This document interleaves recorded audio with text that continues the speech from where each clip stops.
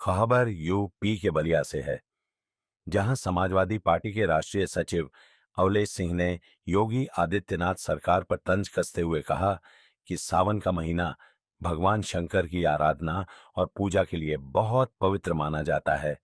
इस दौरान कांवरिया भक्त जल चढ़ाने के लिए बड़ी संख्या में निकलते हैं।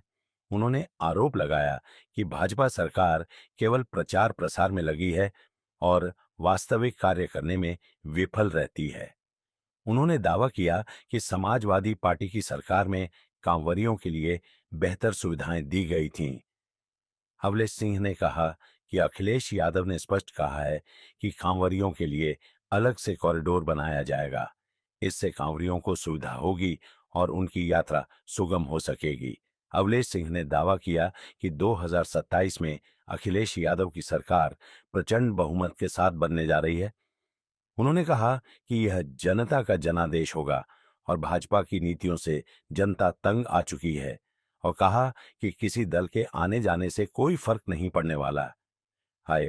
उन्होंने दावा किया कि समाजवादी पार्टी की लोकप्रियता बढ़ रही है और जनता उनके साथ है। रिपोर्ट संजय कुमार तिवारी, स्थान बलिया, यूपी।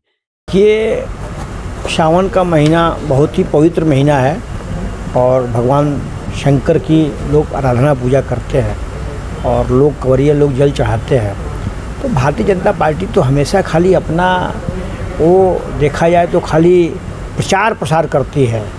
उससे ज़्यादा बेहतर समाजवादी पार्टी टाइम में कंवरियों के लिए सुविधा उपलब्ध कराई गई और हमारे नेता आदरणीय अखिलेश यादव जी ने स्पष्ट कर दिया है कि कंवरियों के लिए अलग से कॉरिडोर बनाने का काम किया जाएगा और आम जनता को भी परेशानी न हो।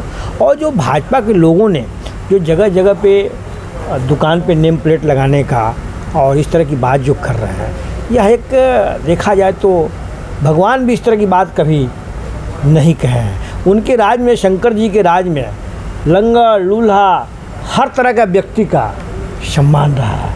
शंकर जी के बारात में सभी तरह के लोग रहे हैं, सभी धर्म के लोग, सभी मजहब के लोग। इस 84 लाख योनियों में जो मनुष्य धरती पे आ गया प्राणी, वह मनुष्य है, इंसान है। इसलिए मैं आपको बताना चाहता हूँ कि भारतीय जनता पार्टी के लोग हमेशा जनता के पास दुराव फैलाने का और इस तरह का सांप्रदायिक बात करते हैं जो बहुत ही अच्छा नहीं है, निंदनीय है। और समाजवादी पार्टी, चाहे हम लोग ऐसा सोचते हैं कि सबका सद्भाव बना रहे और बाबा की कृपा सबके ऊपर बना रहे। 2027 के चुनाव में कौन कौन सी पार्टियों से आप लोगों की बातचीत चल रही है एक साथ चुनाव लड़ने के लिए उत्तर प्रदेश में? हमारे राष्ट्रीय अध्यक्ष जी हमेशा जो बोले इंडिया गठबंधन के तहत चुनाव लड़ाने का पहले भी निर्णय किए हैं, लड़े भी हैं।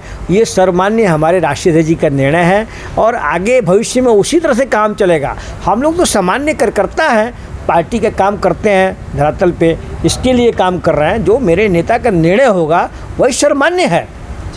क्या ओम प्रकाश राजभर से भी कोई बातचीत या फिर संजय निषाद या फिर अनुप्रिया पटेल, तमाम ऐसे जो छोटे छोटे दल हैं, इनसे भी कोई बातचीत चल रही है? इनसे क्या बात करना है? इनको तो पीडीए ने इनका जवाब देके संजय निषाद के बेटा को खिल्लाबाद में बुरी तरह से पीडीए ने चुनाव हराया। हमारे पास पिंटू निषाद थे वहाँ पे।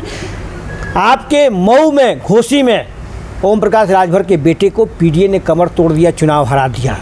तो इनसे क्या बात करना है?